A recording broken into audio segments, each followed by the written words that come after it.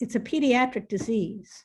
Households with children are more likely to be food insecure than adult-only households, and this has been true for years and years.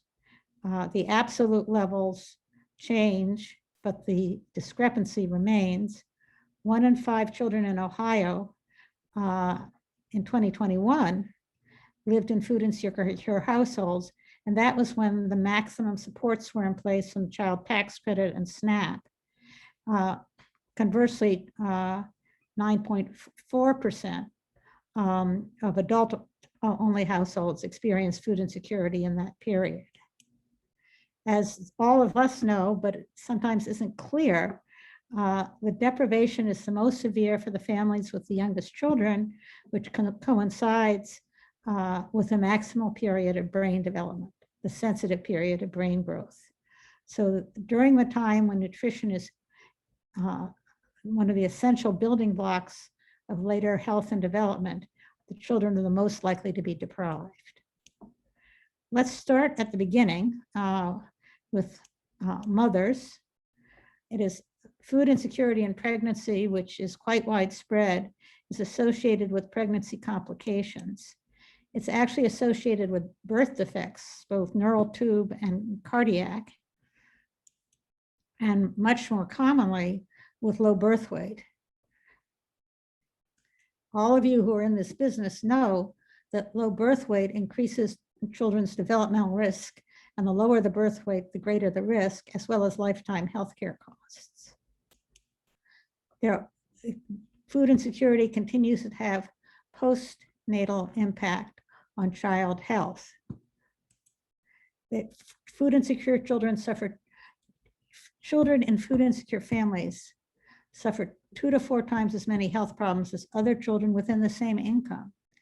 They show up at your school nurses or your primary care office, or when you go home visiting with stomach aches, headaches, colds, ear infections. They're more likely to be hospitalized, which costs a bundle. We found that Arkansas babies from food insecure households with the same complaints as babies from other households were sicker and stayed longer. It's associated with iron deficiency, anemia, decreased bone mineral density, lead poisoning, overall poor health, and asthma, things that keep your kids out of school. If you are a researcher, the state-of-the-art way of measuring food insecurity or security is the 18-item USDA scale. It includes 3 items that ask about the experiences of the entire household, 7 that ask about the adult members, and another 8 that ask about the children. I should let you know, but we're not quite there yet, but for those of you who are researchers, that in December, we will be publishing an abbreviated scale that has 8 items rather than 18, which will be useful for researchers. Marginal food insecurity is often counted by the government as food secure. Why, I don't know. But so that when you read that X% of Ohioans are food secure, you don't know what percent are actually marginally food insecure. But that is important to know because it's the true threshold for developmental and health risks for children. And also, interestingly enough, for older adults. Now, you're all very busy educators and clinicians, and if somebody tells you to sit down with a family and ask 18 questions to identify food insecurity, well, first of all, you're not going to do it. And you're going to, either they or you will wig out before you get the full questionnaire done. But there's a much more efficient way to do it that is now widely used in pediatric and family medicine settings, and can just as easily be used in early intervention and home visiting. Obviously, you don't want to make people feel awkward. So what I usually do is I kind of look off into space and say, I've been hearing lately that that it's kind of tough sometimes to get enough food. How would you describe the food situation in your family? If I said within the past 12 months, we worried whether our food would run out before we had money to buy more, would you say that that happens never, sometimes, or always? Within the past 12 months, the food we bought just didn't last and we didn't have money to get more. same response set. Very important to ask the sometimes option, because people will not say always. They're too embarrassed, but many people will tell you sometimes, and that's just as bad. This can also be asked in a 30-day window, and the government has a more severe level of deprivation that can be asked in a 1 week in window in the current population survey. But this is the one that has been in use clinically. Now remember that families may be really scared to disclose to clinicians or educators that they're worried about their food supply, because they're worried that you will call the protective service to take their kids. Clearly, where I work, about 40% of the little kids, so I work in a anchor hospital, are in families that don't always have enough to eat. The local protective service doesn't even want to know about it. So that's not a realistic fear, but is a fear that families have. We then want to say, well, we know that children who survive life-threatening malnutrition have bad developmental outcomes, and that's been known 50 years.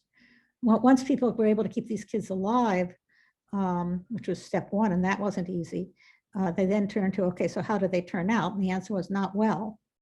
So, but what about food security, which sounds so very blah and is just identified by just talking to people?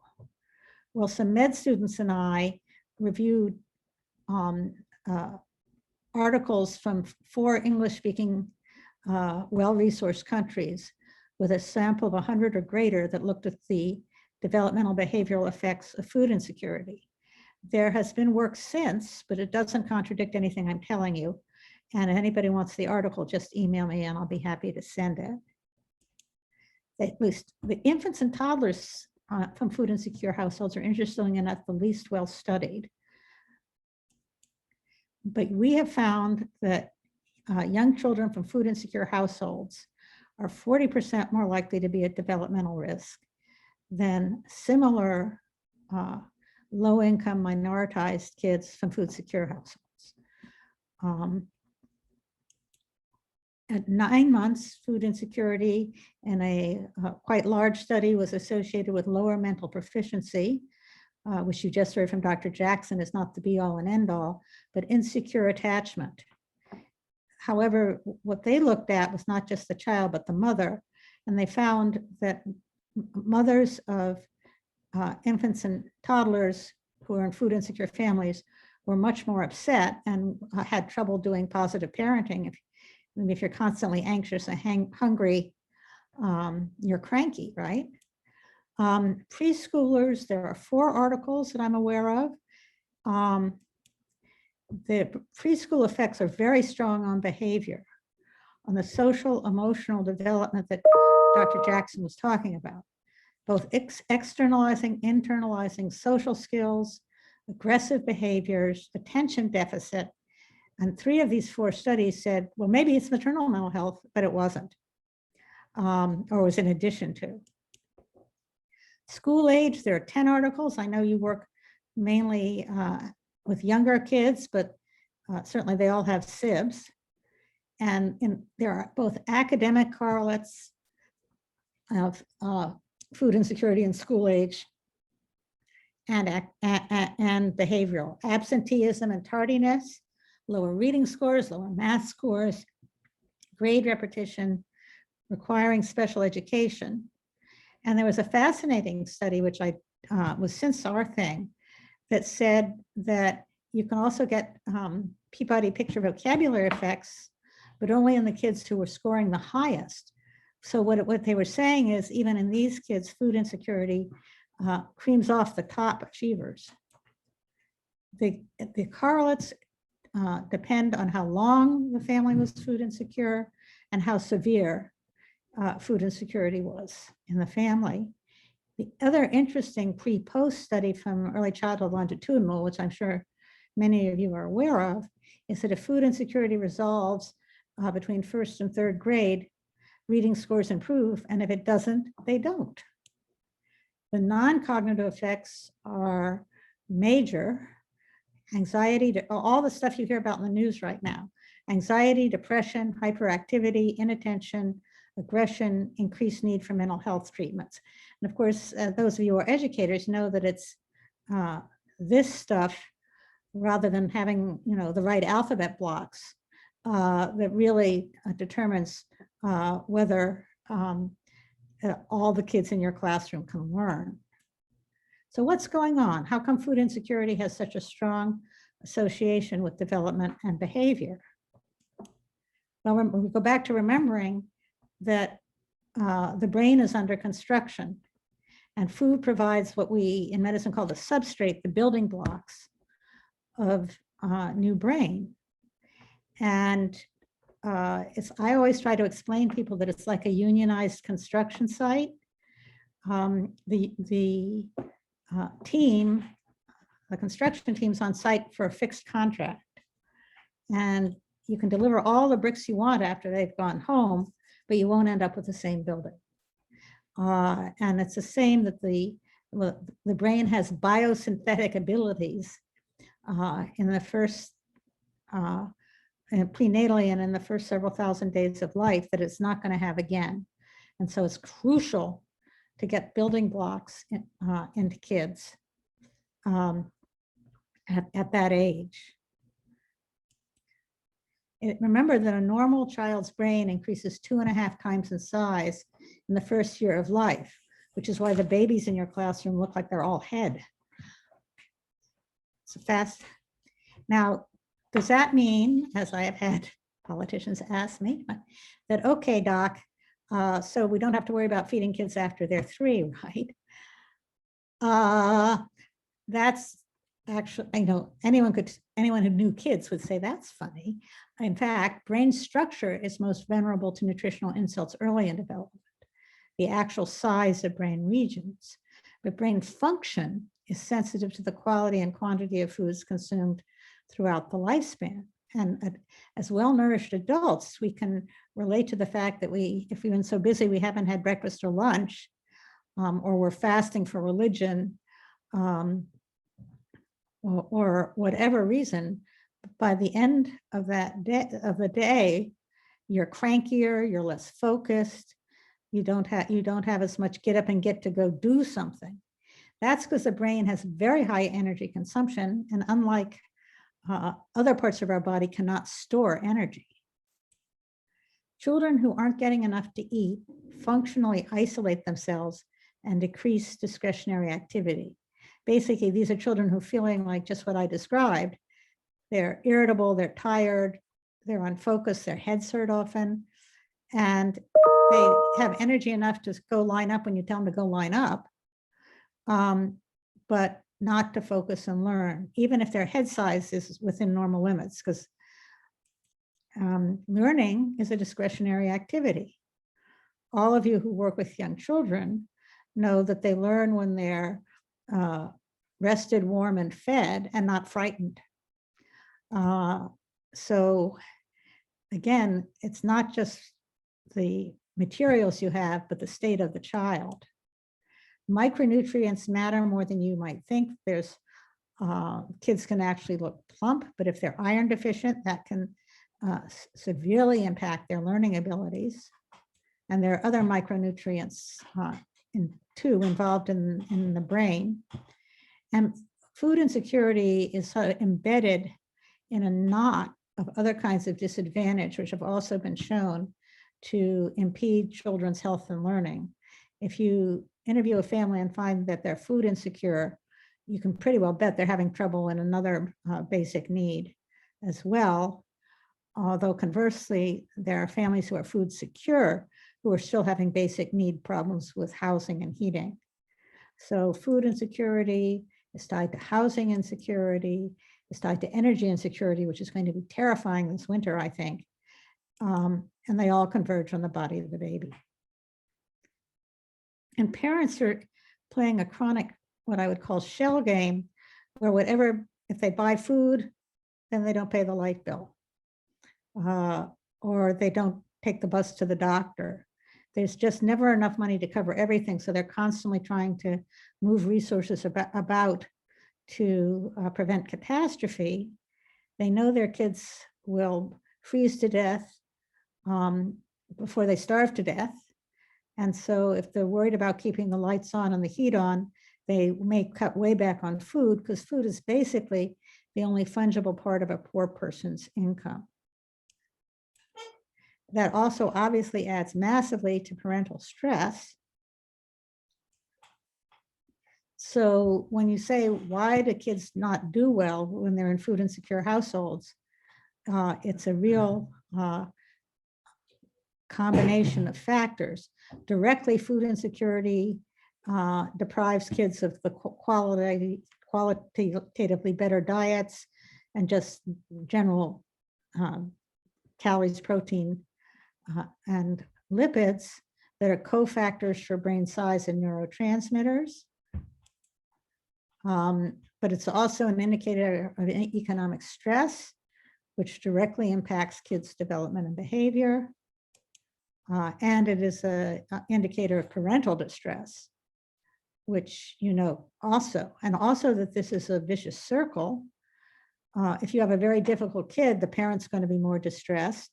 If the parent is being called to school all the time because a kid is acting up and going to be suspended or something, it's harder for them to keep a job. And it all goes kind of round and round. And you need to break this vicious cycle everywhere you can. So here, what does this tell us? From infancy to adolescence, food insecurity, even marginal, which the government doesn't always count, is associated with externalizing and internalizing behavior disorders. The cognitive academic effects are reported in infants in school age, and there are dose effects, meaning the worse the better and the long, sorry, the more severe the worse and the longer the worse, which means you need to intervene quick. And all but 2 studies, and we reviewed more than 20, the effects are robust after controlling for parental distress and other confounds like socioeconomic problems. Now, where young children are canaries in the social mind, but often the only people who see them are their parents, the health providers, and early childhood professionals. They're not out marching in the streets or twitting or throwing rocks through windows. They just are quietly not doing well. And we're the ones who have to witness that and have to do something with it. Well, now you might start worrying about, well, can we fix it? And the answer is, just as Bob the Builder, yes, we can. This is not at all, in fact, this is probably one of the most solvable social determinants of health that we know about, and most quickly solvable. And in fact, we came close to solving it during the pandemic relief era by basically both increasing level of benefit and removing access to benefit, including the universal free school meals and upping food stamp benefits and so on. So it's not like talking about a rare cancer where we all agree it's awful, but we don't know how to prevent it or what to do about it successfully. This is something where we do not lack expertise or proof of concept. The big issue is political will. Now, you probably all know, in fact, as I remember visiting in Ohio, you have an impressive emergency food network, and which is real short-term health on the day that the mom or dad is in front of you crying because they don't have anything for supper that night, or even the backpack program that you can send home, but it's not a lasting solution. When you think about, when people always want to say, well, private charity can do it, they don't understand that even with private charity flat out, which it often in this country, which in fact falls back in bad times because there's less surplus food and less generous donors, you can only reach about 1 in 20 of the households in need. So it's not that I'm saying that your local synagogue shouldn't have a food pantry. but that's a kind thing to do, but doesn't solve the problem. Some of the things that we do know do solve the problem is the Women, Infant, Children's Program, which serves up to age 5.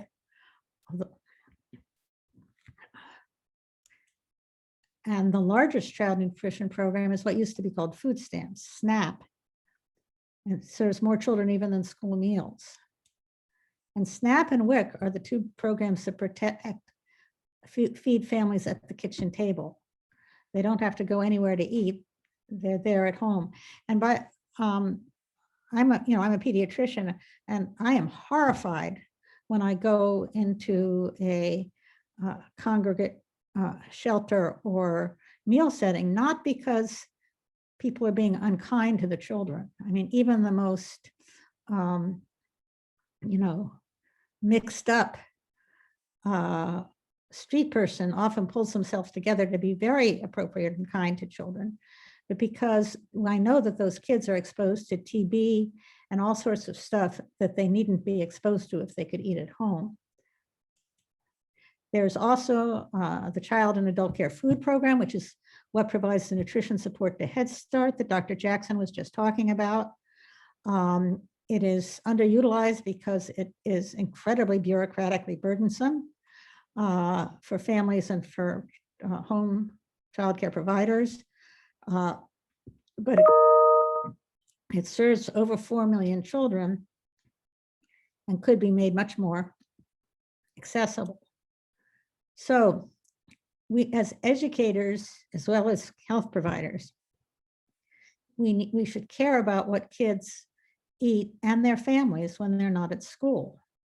Prenatal and early childhood WIC participation is associated not only with infant development, but school-age reading scores, high-stakes school test scores, which I hope is not impacting the 4-year-olds, but who knows, but certainly the elementary school and up, vary with the proximity to the timing of SNAP receipt. So since they're not scheduled together, SNAP receipt is based on one set of schedules, and when you take your high-stakes 4th grade test is another. There's plenty of experiments of nature that shows if the test comes before SNAP is received, because remember, it runs out usually by the end of the month, although less so now with the increased benefit, but it's going to go back to that, the overall test scores are worse. And they increase when kids in K through 3 begin to receive SNAP versus those who lose SNAP. And also the other thing that you're going to notice is when the benefits are running out, the kids' disciplinary infractions increase. There are federal programs that we and others have shown decrease developmental risk, including SNAP, WIC, school breakfast, child and adult care feeding program, and housing subsidies. There are other non-nutritional programs that are important, but this again is not that we don't know what works. At your state level, there is an important campaign going on to get universal school meals, which were in place during the pandemic and now have been dropped by many states. You have an active advocacy group suggesting that people use some of the stimulus money to re-implement free and universal school meals. Also, as teachers, think how much time it would save you if you didn't have to collect everybody's income verification, this, that, and the other, and then send it here and send it there. How much instruction and administrative school time is wasted on one-by-one certification. In Ohio, there are a number of useful hotlines that if you have someone before you who you need to know more about how to help, there's a SNAP hotline, how to get on WIC, and there's a CACFP line too about how does my child care center qualify for CACFP.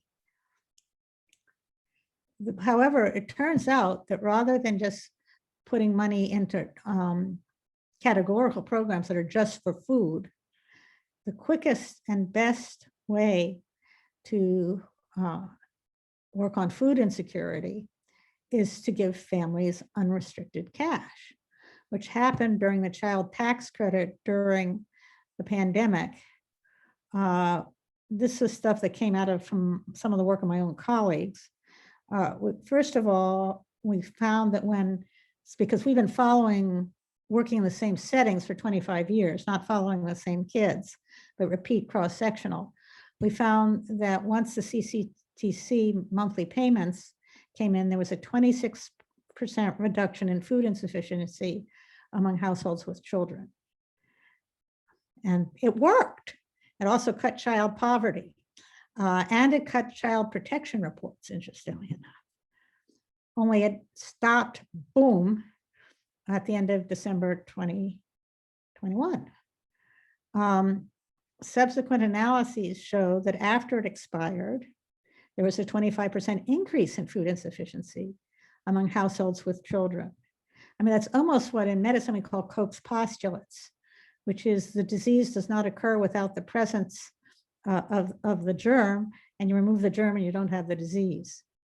The nice thing about the child tax credit is it reaches everybody, including people who are too marginalized to have any earned income, or whose earned income is too low to qualify for EITC. Again, Ohio has a quite good EITC. It's 30% of the federal, which I'm sure took lots of fights, but that doesn't reach the poorest and most desperate children or families.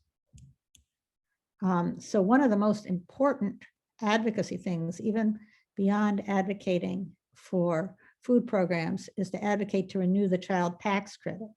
People are kind of hoping that in the lame duck session, in terms of tax extension, that we can get this passed. I don't know, but it's sure worth a try. Massachusetts, almost everybody lost the child tax credit. Massachusetts kept free and universal school meals, which helped. Now, however, you in Ohio know all about tornadoes, right? Well, there's a public health hunger catastrophe coming. As soon as the feds declare that the public health emergency of COVID is over, which can happen somewhere mid-January coming up, we're not sure it'll happen, but that's what this is being. The average SNAP recipient will lose $82 a month. And remember how high food costs are. 3 million college students will no longer get SNAP. And I don't have to tell you that some of those college students are parents. And 5 to 14 million people will lose Medicaid, and which not only is terrible in terms of access to health care, but also means that those who lose Medicare lose automatic eligibility for SNAP and for WIC and school meals. So this will have huge ripple effects unless there's enough pressure put on to stop it. I mean, it's very strange to be wishing for continued COVID so we can feed our children. It's just odd. What can you do? Well, first of all, because we're the eyes on the littles, we should document. Now, I document, numbers and p-values and weight and stuff, but document stories. This little boy came into my class and curled up in a corner and couldn't learn. And after about 3 weeks, I found out that his family had been, for some reason, cut off food stamps or didn't know how to apply, and he wasn't getting enough to eat. And when we got the family able to get WIC and SNAP, he blossomed. That kind of a story is really important, as well as the complicated statistical ones that Dr. Jackson and I spend a lot of our time on. There are a huge need right now for federal advocacy, both the child nutrition reauthorization, which will fund both WIC and child adult care feeding, and the Farm Bill, which funds SNAP and school meals. I have noticed that you have a Senate race on in Ohio at the moment. It seems to me to be really smart to ask those two campaigns what their position is going to be on child nutrition and the Farm Bill, and how they're going to address food insecurity in Ohio and nationally. There are lots and lots of folks putting out voter guards. One is my own group, but also Food Research Action Center. And they give you almost up to the minute input as to what's going on. But it's advocacy in this is incredibly important, and based on your own experience. When I can talk p-values till they're blue in the face, or the legislators are blue in the face. I never get blue in the face, but they get blue in the face. But tell them a story, and that often has more impact. And certainly if they know that, you know, X number of people in their district have an eye on them about this thing, and are more concerned about what kids are fed than what's in your school library, that may get their attention. One of the things between November 1st and November 8th, the election, is that lawmakers are going to be in their districts. They're on recess. I didn't know that lawmakers had recess like kids, but they do. And they'll come home to their districts to campaign. It's a good time to invite them to visit your childcare center, your food bank, your clinic, because often seeing real live kids has an impact, and also it gives them a photo op, and confronts them with somebody asking them, and what are you going to do about it? So I know it's a pain, but I would highly recommend it. You should have self-confidence that your professional experience really matters, and that your voice has power, whether you're an educator or a healthcare provider or a home visitor. Don't be scared to speak up. And again, speak up with whatever you've got. I speak up with p-values. You can speak up with a story, whatever, but let them know that you care. This is how you call the House and Senate, and you ask for the representatives from your state. You can, if you're very shy, the person who answers the phone is a kid, is an intern, and they won't bite you. They'll just say, thank you very much. I will convey your concern to the representative or senator.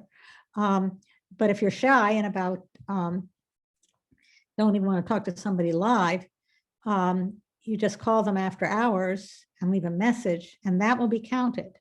They won't say, you know, Jane Smith of Columbia called to say she's worried about the child nutrition program, but they will count up how many constituents have been calling to fuss, and they notice that. And even if you've called about other stuff, call about this too. So that's the end of my talk. Thank you for your attention. And I'm happy to discuss with you or answer questions, the issues I've raised. So thank you for your attention. Thank you, Dr. Frank. As our guests are entering questions in the Q&A box, I just wanted to say that we definitely speak the same language about investing early and investing fully in young children, because the return on investment is huge. And we can either invest now or pay later. And I think that that's everything that you talked about.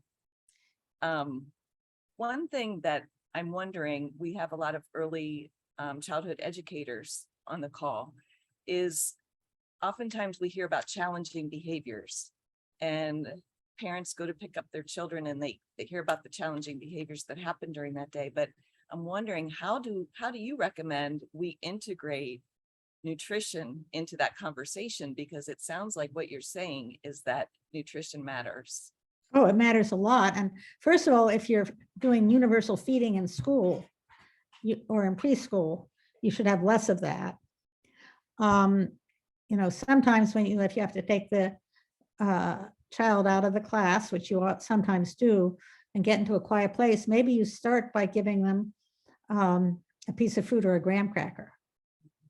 Because it can be, I had a psychiatrist buddy of mine who said, you know, he gets called down to the ER and there's this person off the wall screaming, yelling, and he goes and gets a sandwich and a bottle of juice and says, start with that, and they calm down. So, and then obviously that's the short-term fix. The long-term fix is whether it's the teacher or the other kind of wraparound professionals somebody gets to know the family and says, sounds like things are kind of tough. What resources are you already getting? What's getting in your way? And can I help you get connected? The public charge thing has gone away.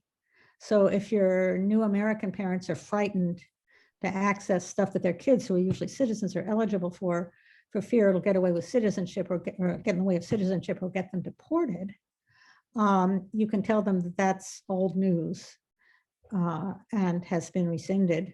I mean, God knows what's going to happen 2024, but right now that's old news, and it was never retrospective, i.e. even when the worst of that was in effect, it wasn't that you used it a year ago. It started at the time the policy was announced. So you can feed the kid right now without worrying about that. But you know, community outreach workers and social workers and are crucial in this work. And those are sensitive conversations. And so oftentimes in our program, we talk about who has the best relationship with the family to have that conversation, because those can be tough. Yeah. And families don't always want to admit, as you said, that they're food insecure. Yeah, which is why I think you need to normalize it. You know, I've seen a lot of kids like, you know, Jeannie, and sometimes when we and the parents sit down and try to figure out going on, we find that one of the problems is that they're worried about their food supply, something like that. Mm-hmm. And and that's not rare nowadays. And God knows it's worse with the inflation. I mean, if it's $8 for a dozen eggs, which is, our local WIC people were talking about, it's very hard, either A, to feed kids, and B, to feed them well. So if you can join them in that and say, you know, this isn't your personal failure. This is a situation that so many of my families in this class are in. This is what we've learned that can help, sort of. I mean, you know. So as I was preparing to be your moderator today, I kind of looked you up and I found this wonderful, wonderful video honoring you on YouTube. And I think Jessica's going to put it in the chat box, but it's such a wonderful video. I really encourage our audience to watch it. But I wondered if you could talk a little bit more about your program and give us some more details about that.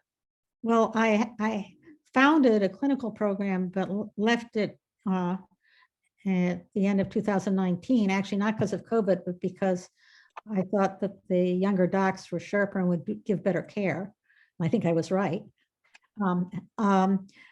So that's the Grow Clinic, which is multidisciplinary, always with a social worker, nutritionist, physician. Speech therapists have turned out to be critical. Often developmental people are critical because as you all know, if kids are lethargic and not doing something, families don't notice often. They're, these kids sleep a lot. Oh, he's so good, doctor. So that unless you have other people who are keeping an eye on, and how many words are they saying and so on, it may not come to attention. And then the Children's Health Watch is a multi-site study involving what are called anchor hospitals, hospitals that serve low-income communities as well as others in Philadelphia, Arkansas, Minneapolis, and Boston. And we had one in Maryland that just stopped collecting data. We'd love to get another setting going. First, we got to get money, of course. And we've been doing this for 25 years. And whereas there's lots of great surveys, but the information is always 2 years out of date, except for the CPS. But that one doesn't actually physically measure children or people. Okay, so the child could be marasmic and you wouldn't know it if the family was answering the CPS study. So our advantage is we are in a clinical setting with people who come to healthcare who often aren't involved in other systems. Because when your baby's sick, even if you're scared, you usually show up. And so we can measure people who are not yet in WIC and so on. And we have bilingual interviewers. And while people are waiting to be seen, which is, forever, they sit down and they talk to people about food insecurity, housing insecurity, energy insecurity, paying for healthcare, and what programs they're in and why they're not in them. And we get from the medical record birth weight, and if we have it, or the mom will tell us, something people tend to remember, and the child's weight and height at the day of the visit. And we, put all that together and we see things like we showed you that, well, the food insecurity in the CTC, it goes up, up, up, it gets better, and goes down, down, down, down. And we also do what's called the PEDS, which is a very quick and dirty developmental screen the pediatricians use. It's 10 questions. And we find, as you know, with those screening tools, if there's a concern, there's a problem. You can't be sure you're not missing kids with subtle concerns that aren't picked up. But we have found that just saying, okay, are there concerns on the PEDS? Is connected very strongly to material hardship. So, and often people, of course, tell us stories too, and certainly from the work in the clinic, we have stories. So we try to be in both places.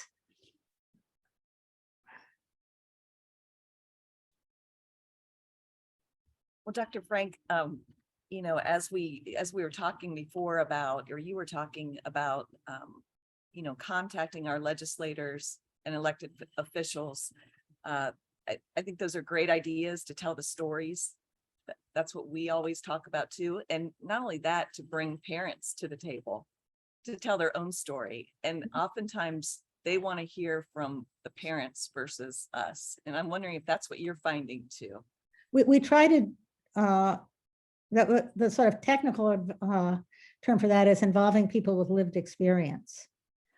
And we try to do that too, both talking to people with lived experience before we launch a research question, because there's things, well, we've just been doing a lot of work on CACFP recently.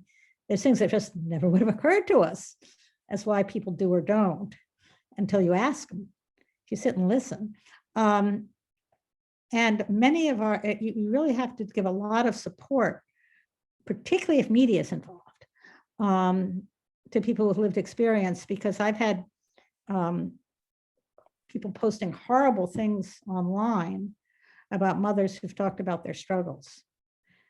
This lady had two dime store hoops in her ears, and they said, well, she's spending all her money on bling. That kind of stuff. So you have to be very protective of families, again, particularly if media is involved. And you have to prepare them for that kind of, you should excuse the expression, which I never use in a classroom, crap. Because there are people just sort of lying in wait to be nasty. I don't get it, but I know that it's so.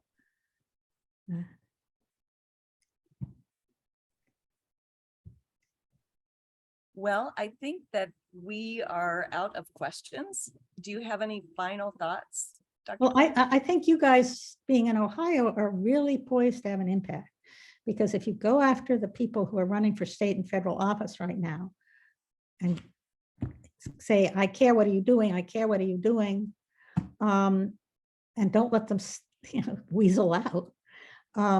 It may have an impact, So I would strongly urge you that in the next week, I'm not saying who to vote for. I'm saying focus them on this issue, because it's the easiest to fix. I mean, there's lots of stuff that's hard to fix, like building enough housing. This one is almost completely in their control.